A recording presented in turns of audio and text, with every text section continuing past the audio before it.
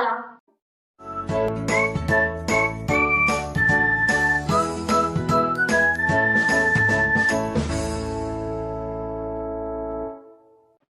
Guys, आज की video में हम अमोनिया चैप्टर के प्रीवियस ईयर्स के क्वेश्चंस करने वाले हैं।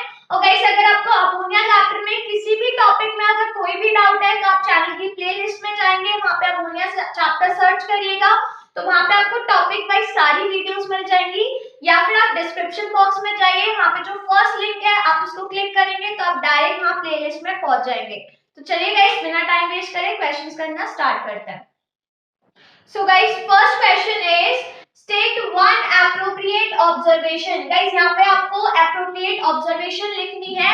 यहाँ पे मैंने 4 पार्ट्स लिखे हैं। guys, हर एक जो पार्ट है वो डिफरेंट ईयर में आया हुआ है, तो मैंने यहाँ पे कंबाइनली लिख दिया है ना। ऐसा नहीं है कि एक ही ईयर में सारे पार्ट आए हैं, मैंने कंबाइनली यहाँ पे एक क्वेश्चन बना दिया ऑब्जर्वेशन वाला। गाइस, फर्स्ट है excess of chlorine gas is reacted with ammonia gas. Guys, यहाँ पे आपको ऑब्जर्वेशन बतानी है जब एक्सेस में क्लोरीन गैस अमोनिया गैस के साथ रिएक्ट करती है।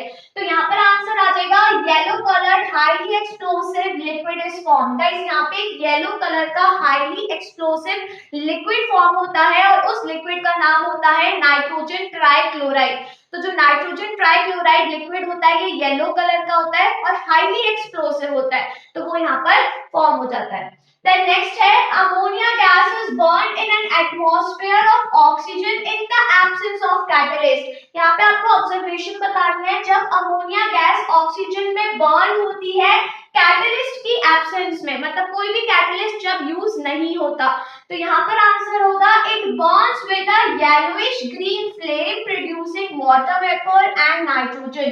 गाइस, जो अमोनिया गैस होती है वो ऑक्सीजन में बर्न होती है, कैसे फ्लेम के साथ? येलोइश ग्रीन कलर के फ्लेम के साथ, और इस केस में water vapour and nitrogen gas evolve होती है। ठीक है, Then next part है excess of ammonia is passed through an aqua solution of lead nitrate। आपको बताना है कि जब excess amount में अमोनिया को पास करवाते हैं aqua solution of lead nitrate में, तो क्या हम ऑब्जर्व करते हैं? तो गाइस, यहाँ पर आंसर आएगा व्हाइट पीपीटी, व्हाइट कलर का प्रेसिपिटेट यहाँ पे फॉर्म होता है which remain insoluble in excess of ammonia, जो कि excess of ammonia में कैसा रहता है? insoluble ही रहता है। अब गाइस, यहाँ पे एक चीज आपको याद रखनी है, यहाँ पे जो एक्सेस ऑफ अमोनिया लिखा है गाइस, यहाँ पर जो अमोनिया है वो एक्वस अमोनिया है।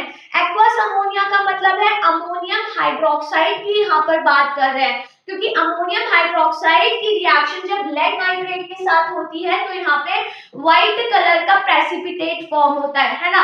व्हाइट कलर का प्रेसिपिटेट यहाँ फॉर्म होता है लेड हाइड्रोक्साइड का। तो यहाँ पर एक्सेस ऑफ अमोनिया का यहाँ पे मतलब है अमोनियम हाइड्रोक्साइड, मतलब एक्वस सॉल्यूशन ऑफ अमोनिया। तो ये चीज याद रखिएगा। हो सकता है आपको डायरेक्ट यहाँ पर एक्वस सॉल्यूशन ऑफ अमोनिया दे सकते हैं, या अमोनियम हाइड्रोक्साइड दे सकते हैं, या फिर डायरेक्ट अमोनिया भी दे सकते हैं, तो कंफ्यूज मत होइएगा, है ना। तो गाइस, यहाँ पे व्हाइट कलर का प्रेसिपिटेट फॉर्म होता है जो कि इनसॉल्युबल रहता है एक्सेस में, क्योंकि यहाँ पे एक्सेस की बात कर रहे हैं तो आपको एक्सेस का केस भी लिखना है कि एक्सेस में कैसा रहता है? इनसॉल्युबल ही रहता है। Clear? Then guys, last part है इसका, calcium hydroxide is heated with ammonium chloride crystal. Guys, जब कैल्शियम हाइड्रोक्साइड को हीट करते हैं अमोनियम क्लोराइड क्रिस्टल के साथ, तो हम क्या ऑब्जर्व करते हैं? तो गाइस, इस केस में यहाँ पे गैस इवॉल्व होती है, कौन सी? अमोनिया गैस, है ना।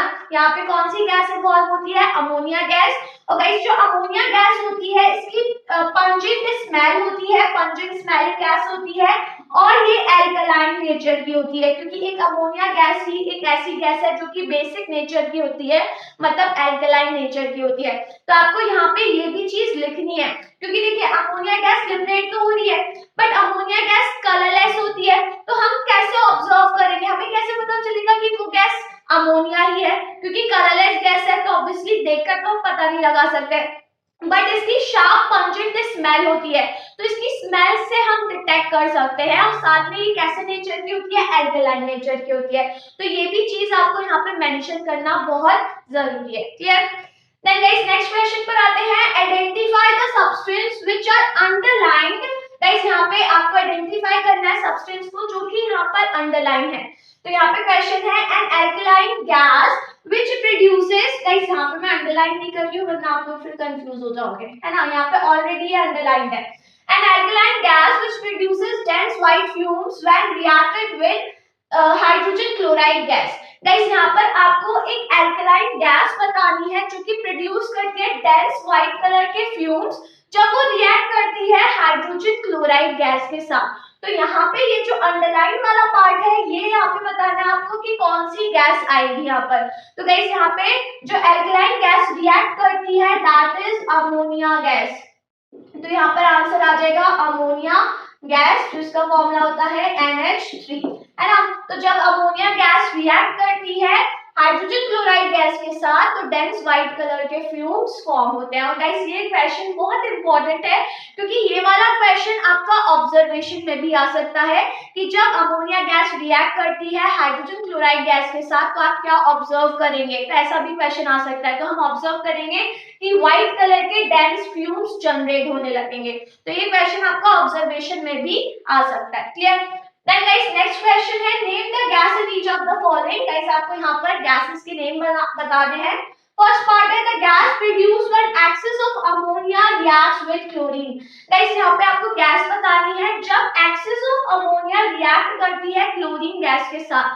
तो यहाँ पे जो गैस इवॉल्व होती है that is नाइट्रोजन गैस। याद रखिएगा कौन सी गैस प्रोड्यूस होती है यहाँ पर, नाइट्रोजन गैस, जिसका फॉर्मूला होता है N2, है ना। Then next question है the gas that burns in oxygen with a green flame।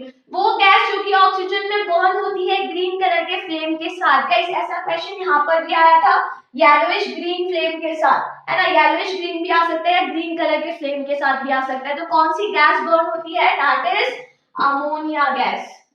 याद रखिएगा इंपॉर्टेंट है, अमोनिया गैस NH3 बर्न होती है ऑक्सीजन में कैसे कलर के फ्लेम के साथ, ग्रीन कलर के फ्लेम के साथ या फिर येलोइश ग्रीन कलर के फ्लेम के साथ। देन नेक्स्ट है mixture of calcium hydroxide and ammonium chloride are heated. Guys आपको गैस बतानी है जब कैल्शियम हाइड्रोक्साइड और अमोनियम क्लोराइड आपस में हीट करें। तो ये जो मिक्सचर जब हीट होता है तो कौन सी गैस यहाँ पे इवॉल्व होती है। तो गाइस यहाँ पे अगेन आंसर आ जाएगा अमोनिया गैस, है ना। जब दोनों आपस में हीट होते हैं तो अमोनिया गैस प्रोड्यूस होती है। गाइस सेम ये क्वेश्चन यहाँ पर भी आया था ऑब्जर्वेशन में, जब calcium chloride and ammonium calcium hydroxide and ammonium chloride आपस में हीट करते हैं तो अमोनिया गैस प्रोड्यूस हो रही है। तो यहाँ पे ऑब्जर्वेशन में भी आ सकता है ये क्वेश्चन या फिर डायरेक्ट गैस का नाम भी पूछ सकता है ना। Then guys next question है from the list of gases। यहाँ पे आपको gases की एक लिस्ट गिवन है, डिफरेंट gases गिवन है, कौन कौन सी है देख लेते हैं। Ammonia gas, ethane, hydrogen chloride, hydrogen sulphide. Guys यहाँ पे आपको 4 gases गिवन है।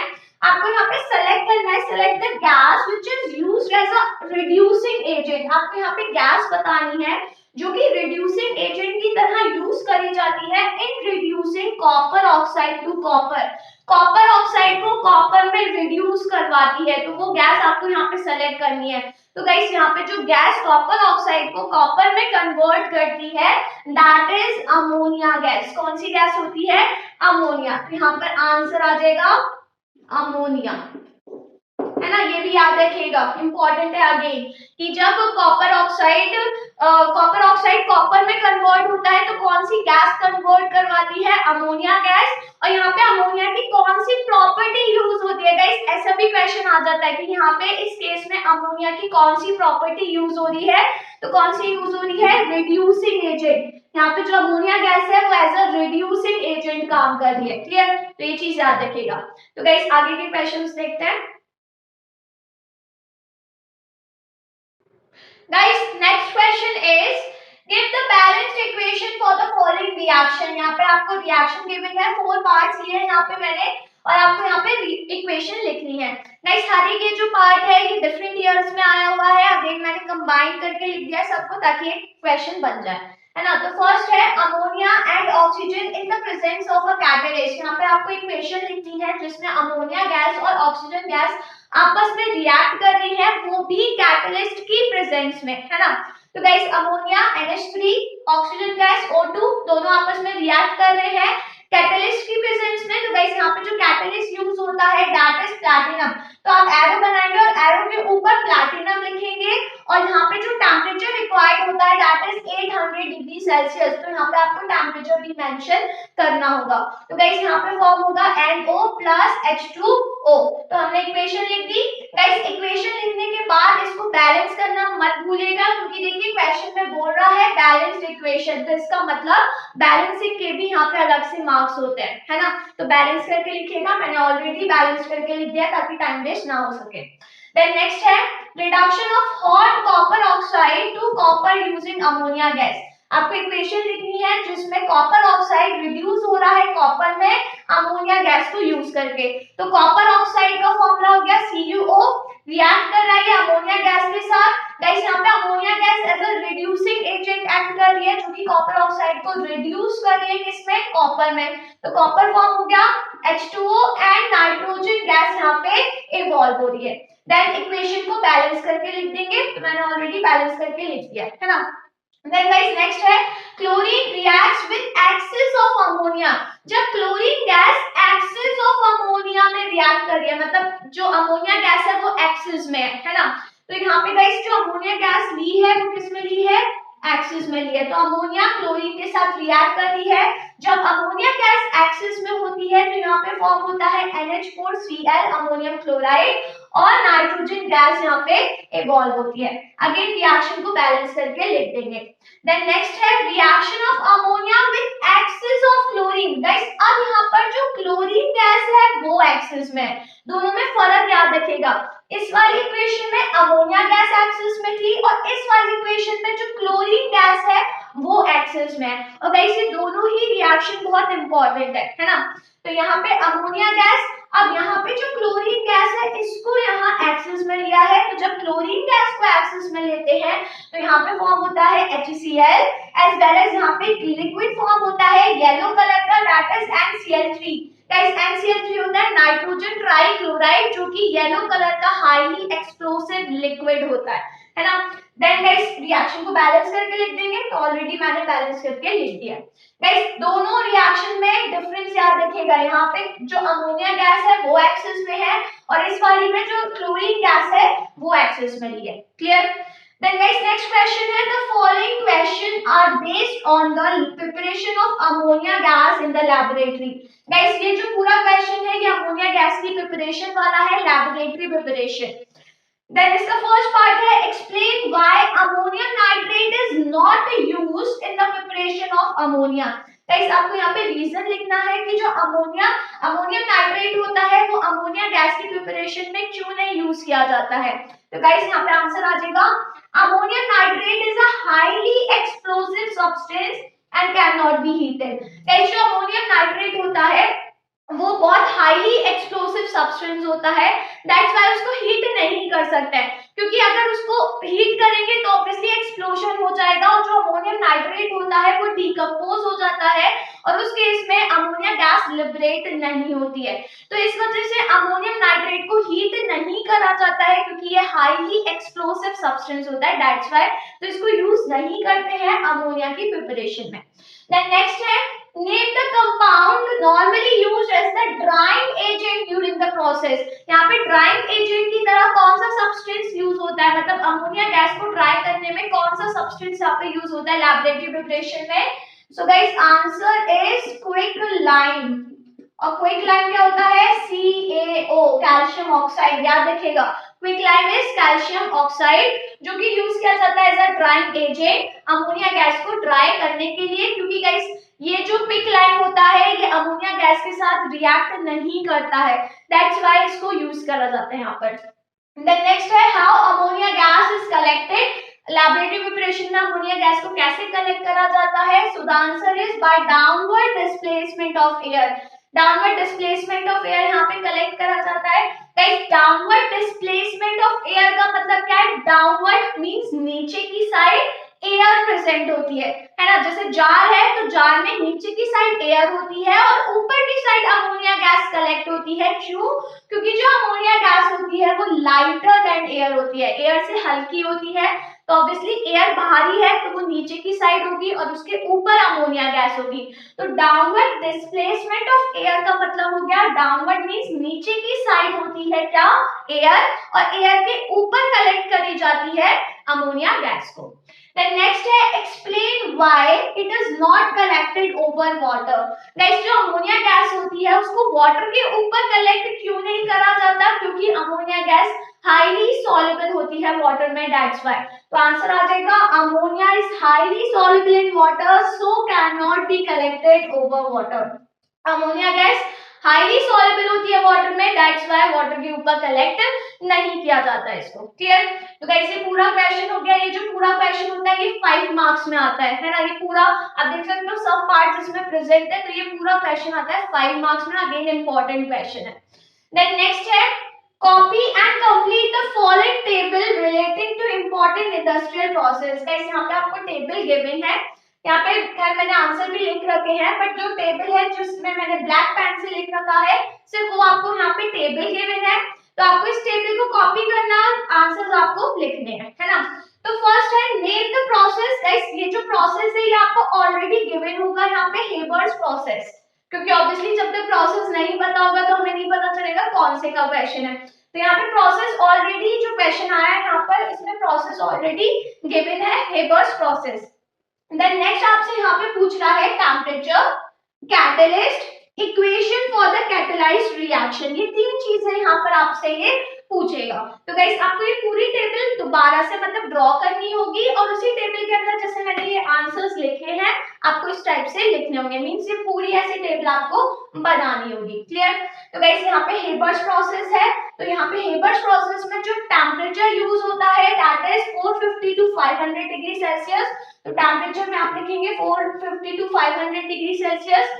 देन कैटलिस्ट पूछ रहा है, तो गाइस कैटलिस्ट यहाँ पर आ जाएगा फाइनली डिवाइडेड आयरन। आयरन के बहुत छोटे छोटे पीसेस यहाँ पे यूज करे जाते हैं। अब यहाँ पर आप सिर्फ आयरन नहीं लिखेंगे, ये चीज याद रखिएगा, क्योंकि सिर्फ आयरन नहीं लिखा जाता है, यहाँ पे फाइनली डिवाइडेड आयरन लेते हैं, मतलब आयरन के बहुत छोटे छोटे पीसेस लेते हैं ताकि जो आयरन है वो अपना काम प्रॉपर तरीके से कर सके। दैट्स व्हाई यहाँ पे फाइनली डिवाइडेड आयरन को लिया जाता है। देन गाइस नेक्स्ट आपसे लास्ट क्वेश्चन यहाँ पे पूछ रहा है, आपको इक्वेशन लिखनी है हेबर्स प्रोसेस की। तो यहाँ पे इक्वेशन लिखेंगे, नाइट्रोजन गैस और हाइड्रोजन गैस आपस में रिएक्ट करती है यहाँ पर, और जो रिएक्शन होती है वो रिवर्सिबल रिएक्शन होती है और इस केस में अमोनिया का फॉर्मेशन होता है। अब इक्वेशन आपने लिख दी, इक्वेशन को बैलेंस कर दीजिएगा, बैलेंस करके आप लिखेंगे, तो ऑलरेडी मैंने बैलेंस करी है। गाइस साथ में यहाँ पे जो भी हेबर्स प्रोसेस में कंडीशन होती है वो आप एरोस के ऊपर कंडीशन लिखेंगे। तो टेम्परेचर होता है 450 टू 500 डिग्री सेल्सियस, तो टेम्परेचर लिख दिया। Iron as a catalyst use करते हैं, molybdenum as a promoter use करा जाता है, और यहाँ पे जो प्रेशर यूज करा जाता है दैट इज अबव 200 atm। तो जितनी भी कंडीशन है वो आप यहाँ पे एरो के ऊपर मेंशन कर देंगे। क्लियर? तो गाइस इस टाइप की टेबल आती है जिसमें आपको यहाँ प्रोसेस का नाम गिवन होता है, आपको से टेम्परेचर, कैटलिस्ट एंड इक्वेशन पूछ लिया जाता है, तो आपको ये पूरी ऐसे इस टाइप की पूरी टेबल बनानी होगी। क्लियर? तो गाइस इस टाइप के क्वेश्चन आते हैं, मेनली जो क्वेश्चन होते हैं वो रिएक्शंस वाले होते हैं, ऑब्जर्वेशन वाले होते हैं, गैसेस के नेम पूछ लिए जाते हैं, साथ में ऐसे लैबोरेटरी वाला क्वेश्चन आ जाता है, हेबर्स प्रोसेस में इस टाइप का टेबल फॉर्म में आ जाता है। अब जरूरी नहीं है कि टेबल फॉर्म में ही आए, आपसे डायरेक्ट क्वेश्चन भी पूछ सकते हैं, तो इसी टाइप के क्वेश्चन आते हैं। मेनली जो क्वेश्चन होते हैं वो या तो 1 वर्ड टाइप होते हैं, इक्वेशंस होती है, या फिर 1 या फिर 2 सेंटेंस वाले क्वेश्चन होते हैं। क्लियर? तो गाइस आज की वीडियो में इतना ही।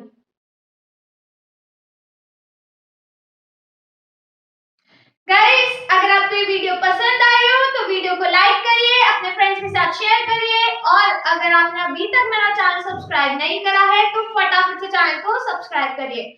तो अब मैं आपसे मिलती हूँ मेरी अपकमिंग वीडियो में एक नए टॉपिक के साथ, तब तक बने रहिए मेरे साथ, और हाँ मेरे साथ बायोकेमिस्ट्री पढ़ते रहो ना, and be safe from corona.